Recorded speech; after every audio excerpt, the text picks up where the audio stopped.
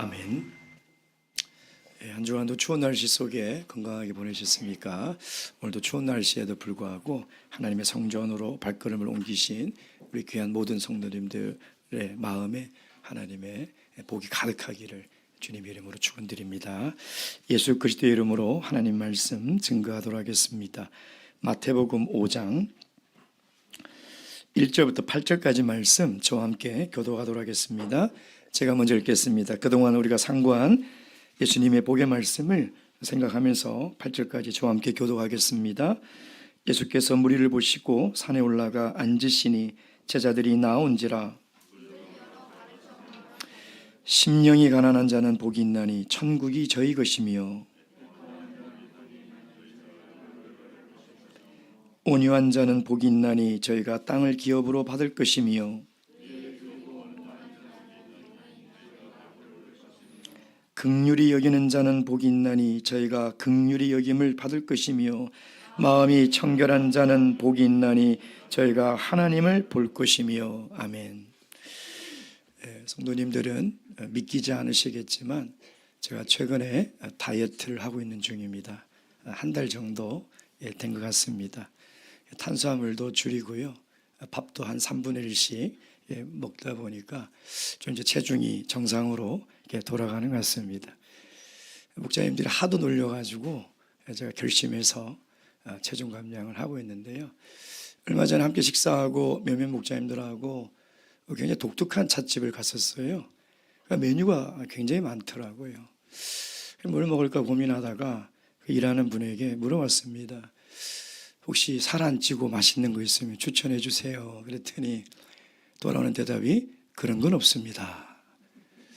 참 제가 어리석은 질문을 했구나 돌이켜 반성하게 되었습니다. 맛있는 건 살이 찌고 달달한 것이고 살 안 찌려면 맛이 없는 둘 중에 하나를 선택해야 되는데 내 욕심이 과했구나 이런 생각을 해보았습니다. 예수님께서 오늘 지금 우리에게 하시는 이 팔복의 말씀은요, 정말 우리에게 복을 주기 위해서 하시는 말씀입니다. 그런데 이 복을 복으로 이해하기가 참 너무 어렵다는 거예요.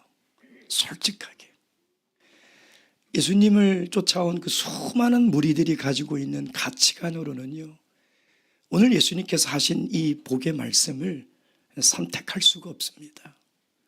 어떻게 이 복을 따라갈 수 있겠습니까? 마치 제가 욕심이 과해서 두 가지를 다 얻으려고 했던 그 욕심으로 어리석은 질문을 던졌던 것처럼요, 세상의 가치관을 가지고는 지금 주님께서 말씀하시는 진정한 복을 선택할 수 없다는 것이죠. 그래서 우리가 주님이 말씀하시는 이 복을 이해할 수 없어요. 이걸 어떻게 이해합니까? 선택의 문제입니다. 예수님께서 이 말씀을 누구에게 하시는가 보다 더 중요한 게 뭐냐면 내가 그 복을 선택할 것인가 말 것인가, 그것이 더 중요하다는 것이죠. 세상 사람들은 이것이 복이라고 그러면 정신 나갔다고 그럴 겁니다.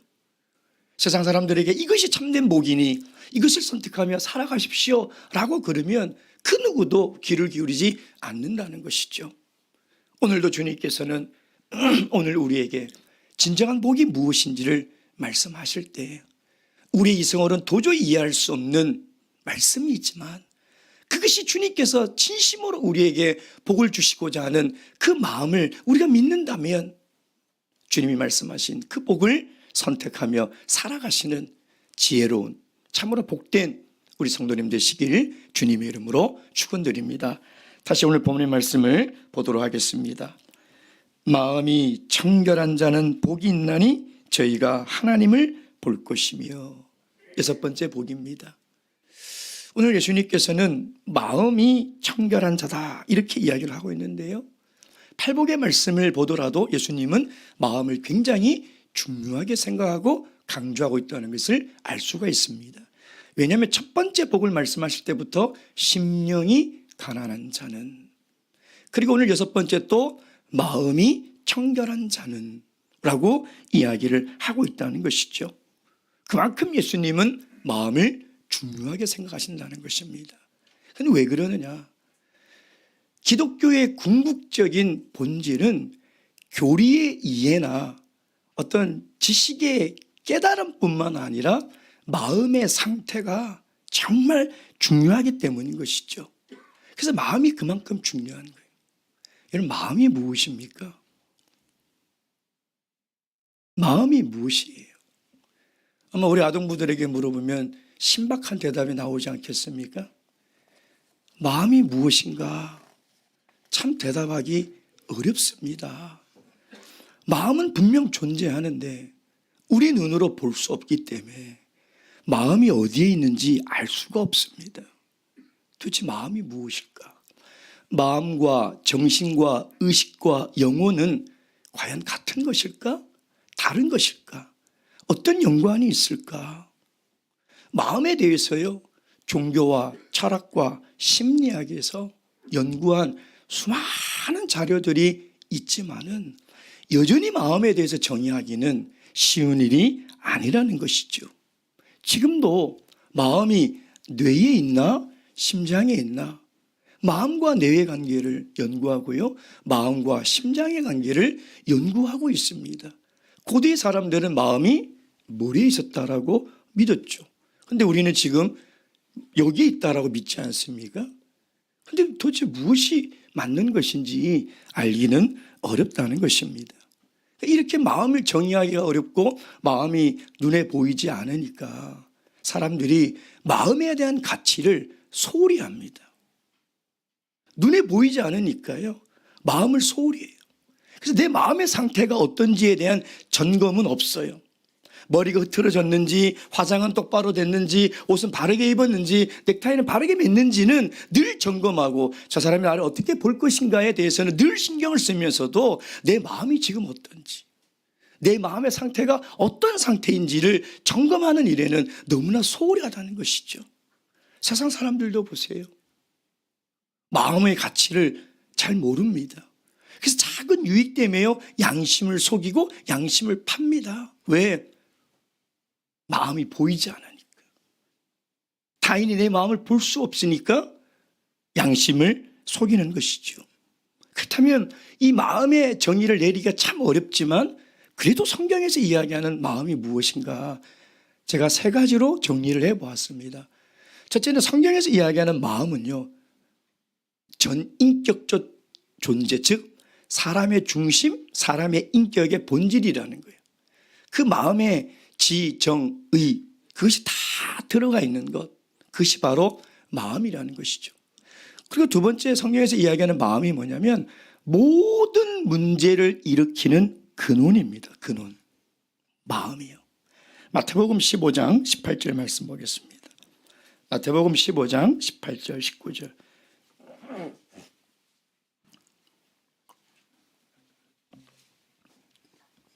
마태복음 15장 18절 19절 다 함께 읽겠습니다. 시작. 입에서 나오는 것들은 마음에서 나오나니 이것이야말로 사람을 더럽게 하느니라.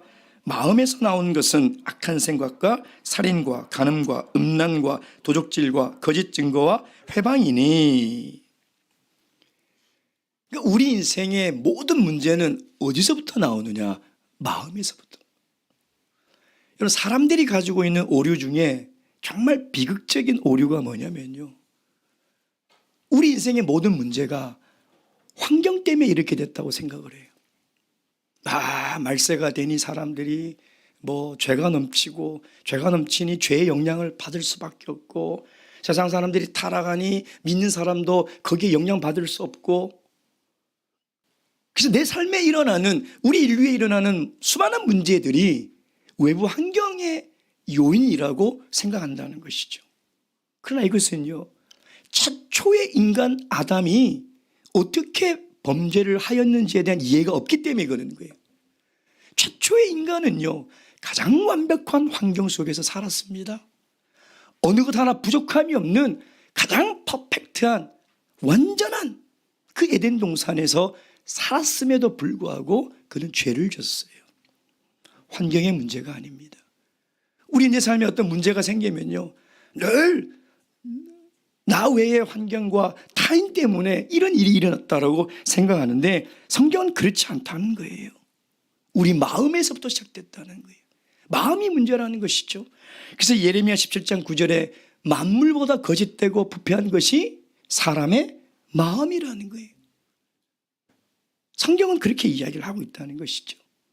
그리고 세 번째 마음에 대해서 우리가 알아야 될 것은 뭐냐면 하나님이 무엇보다도 마음을 중요하게 생각한다는 거예요.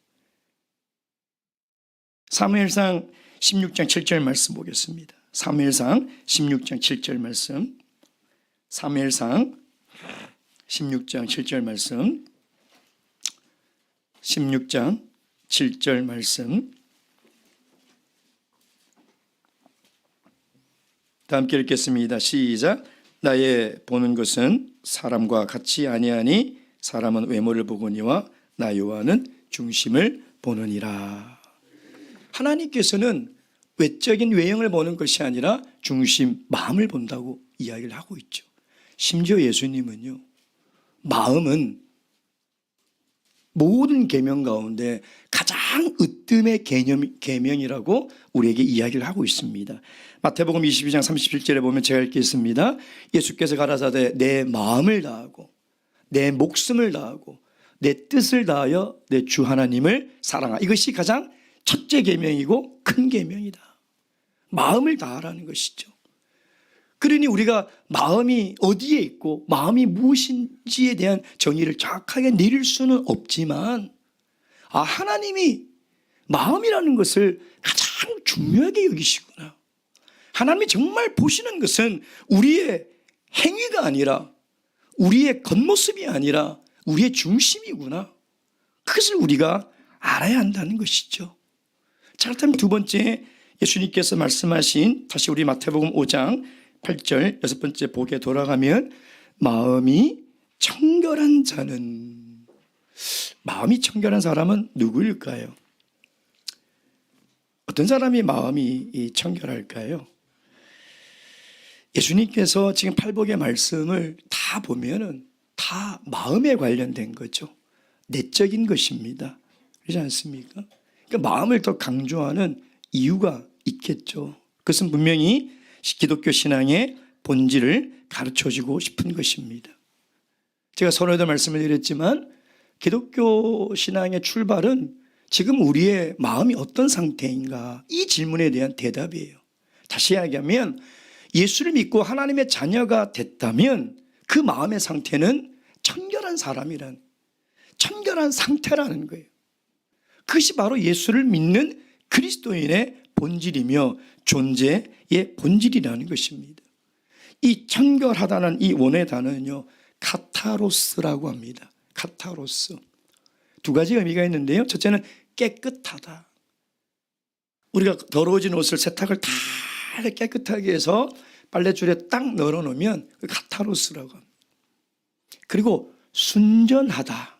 어떠한 이물질도 들어가지 않은 상태. 그러니까 순전한 깨끗한 상태를 또 카타로스로 하는데 우리가 영어에 카타르시스라는 말이 있죠. 그 말의 어근이 바로 청결하다. 카타로스라는 말이라는 것이죠. 근데 예수님께서 지금 왜 마음이 청결하다 이런 말을 했냐면 그 당시 유대인들은 청결하다 말을 딱 들으면 바로 뭘 생각하냐면 율법의 정결례를 생각해요. 왜냐하면 유대인들은요, 정결에 대해서는, 정결 예식은 철저하게 지키며 살아갔습니다. 손을 깨끗이 씻고요, 발을 씻고요, 몸을 씻고요, 아주 깨끗하게 살아갔어요. 제가 예루살렘에 갔을 때 유대인들은 아니지만 유대인들과 비슷하게 기도를 하는 이슬람 교도들이 예루살렘 성전에서 예배 기도하러 들어가기 전에 그들이 손과 발을 씻는 모습을 봤어요. 제가 유대인들이 어떻게 씻는 것은 못 봤지만 아마 그것과 비슷하지 않을까라는 생각이 들더라고요. 정말 손을요, 살 껍질이 벗겨질 정도로 빡빡 밀더라고요. 발을. 그리고 제가 놀라운 광경은요, 귀를 막 씻어요. 그리고 혀도 막 씻어요.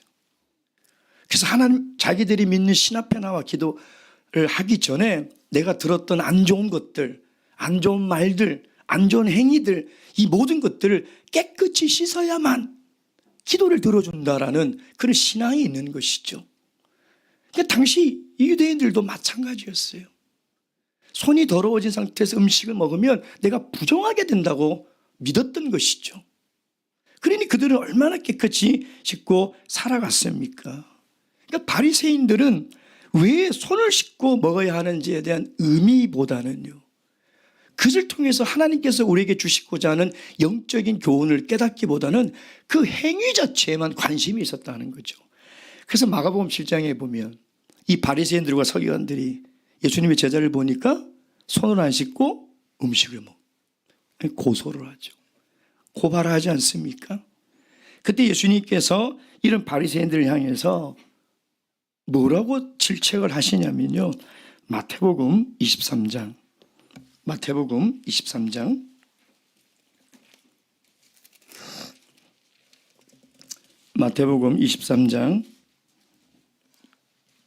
25절에서 28절까지 말씀 읽겠습니다. 마태복음 23장 25절에서 28절 함께 읽겠습니다. 시작. 화 있을진저 외식하는 서기관들과 바리새인들이여, 잔과 대접의 겉은 깨끗이 하되 그 안에는 탐욕과 방탕으로 가득하게 하는도다.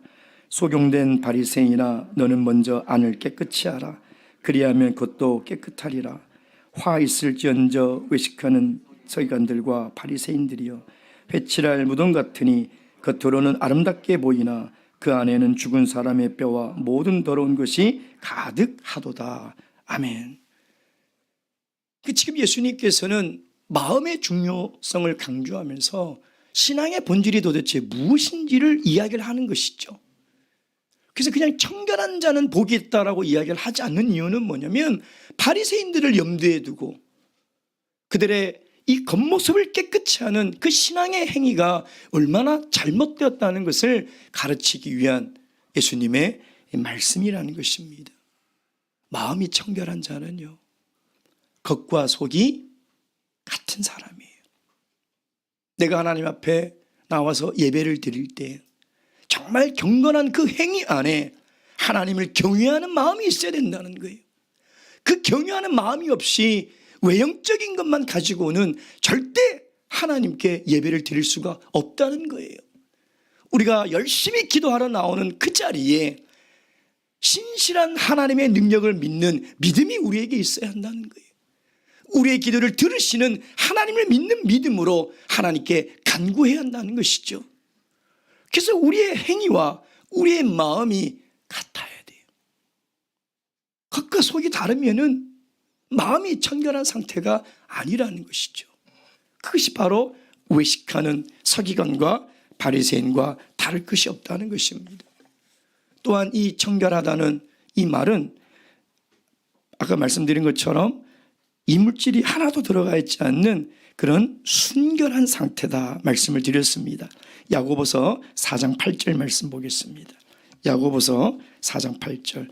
순결한 상태가 어떤 상태인가? 어떤 상태가 마음이 청결한 사람인가? 야고보서 4장 8절 말씀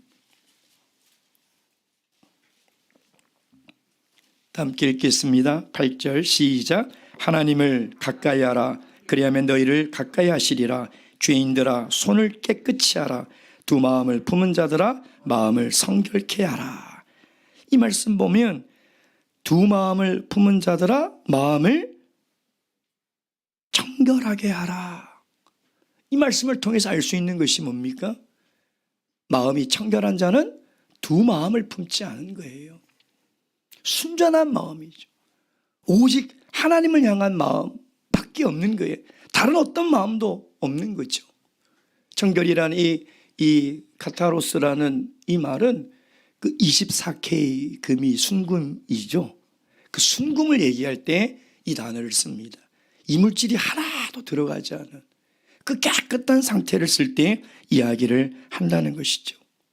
그러니 우리의 마음이 다른 어떤 불순물도 섞이지 않은 정말 순전한 마음의 상태를 이야기를 하고 있습니다.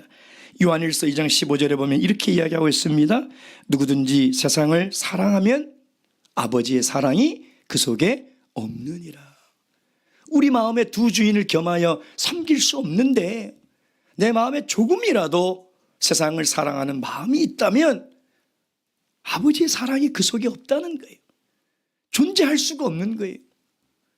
하나님의 사랑은 다른 것을 사랑하는 것과 공존할 수가 없다는 것이죠. 사랑하는 성도 여러분, 청결한 마음을 가진 이 사람은 어떤 것도 섞이지 않은 정말 온전히 하나님을 바라보고 사랑하는 그 마음, 그리고 깨끗한 마음, 그 마음을 가진 사람이 바로 마음이 청결한 사람이라는 것이죠. 그렇다면 마지막으로 이 마음이 청결한 사람이 누리는 복이 무엇이라고 예수님께서 이야기하고 있습니까? 우리 다시 본문의 말씀 마태복음 5장 8절 말씀 다시 한번 읽도록 하겠습니다. 8절 시작.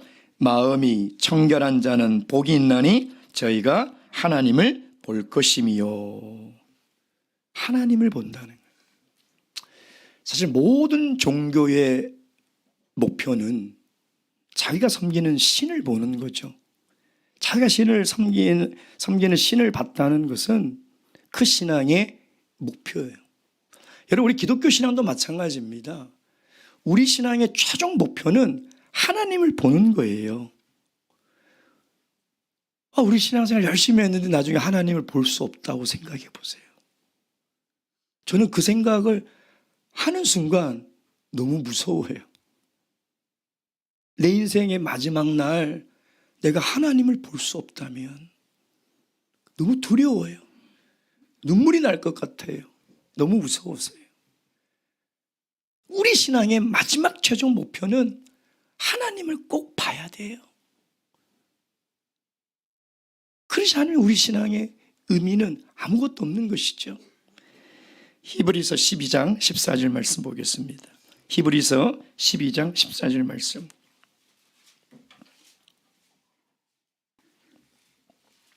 히브리서 12장 14절 말씀. 다 함께 읽겠습니다. 12장 14절 말씀 시작. 모든 사람으로 더불어 화평함과 거룩함을 쫓으라. 이것이 없이는 아무도 주를 보지 못하리라. 아멘. 거룩함이 없으면, 청결하고 성결한 삶을 살아가지 못하면 일심의 마음, 하나된 마음, 깨끗한 마음으로 살아가지 못하면 아무도 하나님을 볼 수가 없다. 그 누구도 주님을 볼 수 없다는 거예요. 그러니 얼마나 우리에게 중요한 문제라는 것입니까?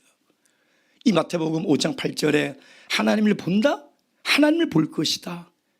이 짧은 구절에 대한 해석이요, 어마어마하게 많습니다. 참 어려워요. 도대체 하나님을 본다는 것이 뭘까?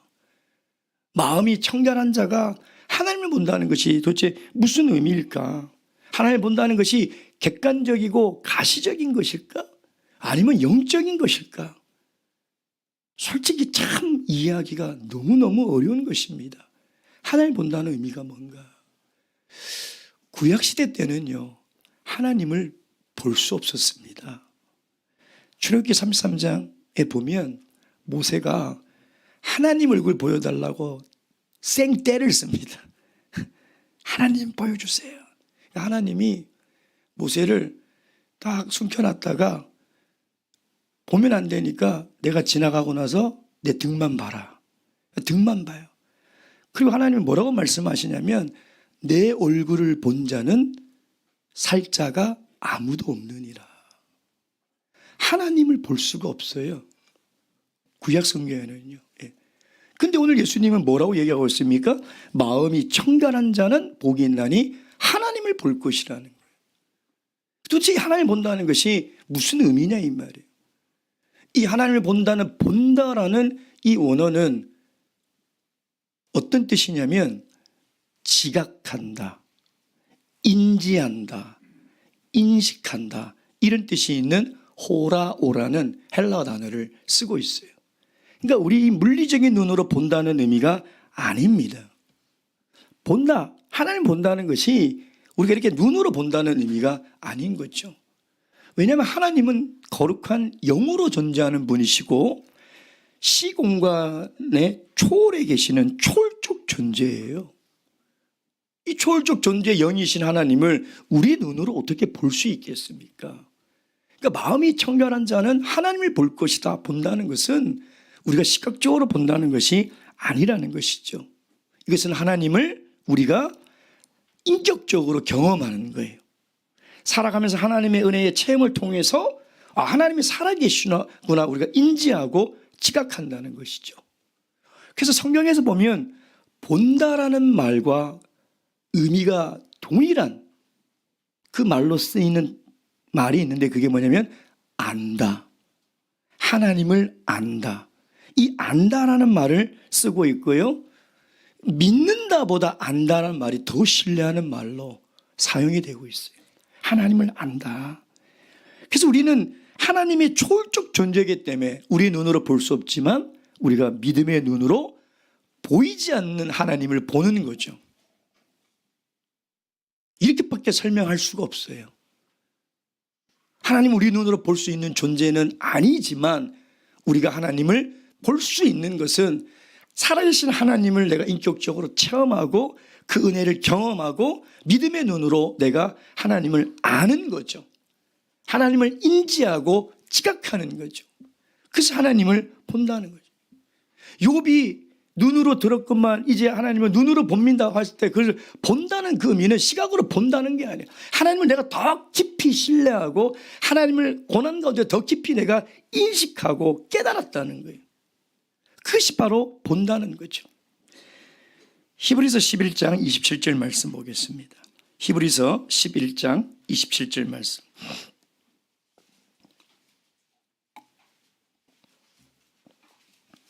히브리서 11장 27절 말씀 다 함께 읽겠습니다. 시작. 믿음으로 애굽을 떠나 임금의 노함을 무서워 아니하고 곧 보이지 아니하는 자를 보는 것 같이 하며 참았으며 보이지 않는 자를 보는 것 같이 뭘로? 믿음으로. 믿음으로. 예. 이것이 하나님을 보는 것이라는 것이죠. 그러나 우리가 정말 먼 훗날 이제 우리가 하나님을 만나게 될 때 천국에 가서 예수님을 만나게 될 때 그 보는 것과 지금 보는 것은 하늘과 땅 차이겠죠. 지금은 거울을 보는 것처럼 희미하게 보이지만 그때 가면 얼굴과 얼굴을 대면하며 확실히 보게 될 건데 그러니까 지금 우리가 하나님을 알고 하나님의 은혜를 경험하고 체험하고 살아계신 하나님을 인식하는 이것과는 상상할 수도 없을 비교도 안 될 정도의 그런 경험을 하게 될 거라는. 언제요? 우리가 죽어서 하나님을 뵙게 될 때. 요한일서 3장 2절 말씀 마지막으로 읽도록 하겠습니다. 요한일서 3장 2절 말씀. 요한일서 3장 2절 말씀. 다 함께 읽겠습니다. 시작. 사랑하는 자들아 우리가 지금은 하나님의 자녀라. 장래에 어떻게 될 것을 아직 나타나지 아니하였으나 그가 나타나심이 되면 우리가 그와 같은 줄로 아는 것은 그의 계신 그대로 볼 것이 이남이니. 그가 계신 그대로를 우리가 장래에 볼 것이라는 거예요. 사랑하는 성도 여러분, 지금 우리의 인생이 하나님의 볼 날이 점점 가까워졌다는 것을 알고 계십니까? 그게 기다려지십니까? 어떠십니까? 이제 2022년 한 해가 다 가서 한 살을 먹고 또 내가 한 해 더 나이 들어가는 것이 중요한 것이 아니라 내 인생이 점점 하나님 앞에 가까이 다가가고 있다는 것이죠. 이젠 정말 하나님을 대면해서 하나님을 볼 수 있는 그 시간이 다가오고 있는 것인데 그것이야말로 우리 인생의 최고의 복이 아니냐 이 말이에요. 정말 하나님의 얼굴을 보는 것이 내 삶의 가장 큰 복이 아니냐 이 말이에요. 여러분 이것이 정말 우리 인생의 진정한 복이라고 믿으신다면 오늘 우리가 어디에 마음을 두고 어디에 중점을 두고 신앙생활 해야 되겠습니까? 마음이에요. 마음. 우리의 마음. 하나님 앞에 예배를 드리고 기도하고 헌신하는 마음. 형제를 사랑하고 하나님 나라를 섬기는 그 마음. 그 마음이 정말 순전하고 깨끗한 상태로 내가 살아가고 있는가? 그것이 가장 중요한 거예요. 왜냐하면 마음이 청결한 자만이 하나님을 볼 수 있기 때문인 것이죠. 마음이 나눠지지 않고 마음이 불순물이 들어가지 않은 사람만이 장래의 하나님을 볼 수 있기 때문인 것입니다. 사랑하는 성도 여러분, 하나님 외에 다른 것에 마음을 두지 마시고 오직 순전하고 깨끗한 마음으로 늘 하나님을 섬기며 살아가시는 복된 인생 되시길 주님의 이름으로 축원드립니다. 묵통하시겠습니다.